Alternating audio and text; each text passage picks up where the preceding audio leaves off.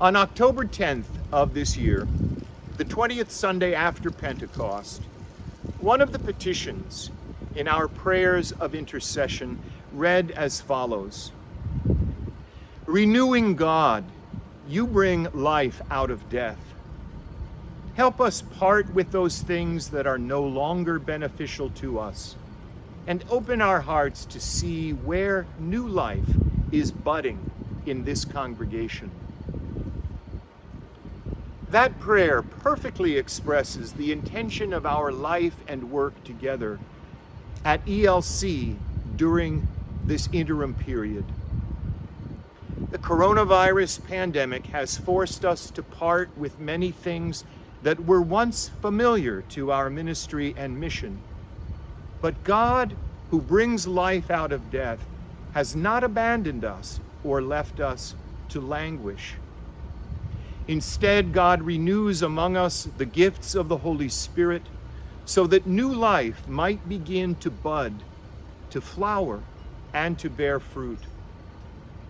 Our work together in this interim period is not about restoring all the previous things of the past, but cultivating the new things that will invigorate us for the future both immediate and longer reaching. The current season of our ministry and mission is about looking forward and writing the next chapter in the unfolding story of this congregation.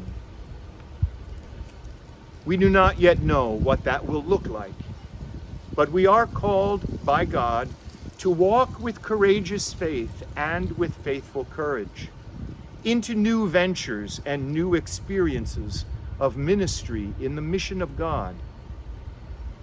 Throughout the Bible, the story of God's people is always one of moving beyond the familiar toward the new and not yet known. The story of Abraham and Sarah, the story of Moses and Miriam, the story of Ruth and David, the story of Mary and Peter, is in each instance a story of journey toward a promised but as yet unseen future. So too, the story of Evangelical Lutheran Church in Frederick, Maryland, is a story of journey toward a promised but as yet unseen future. We are companions one with another in that journey, and together we walk in the company of Christ, who bids us, "Follow me."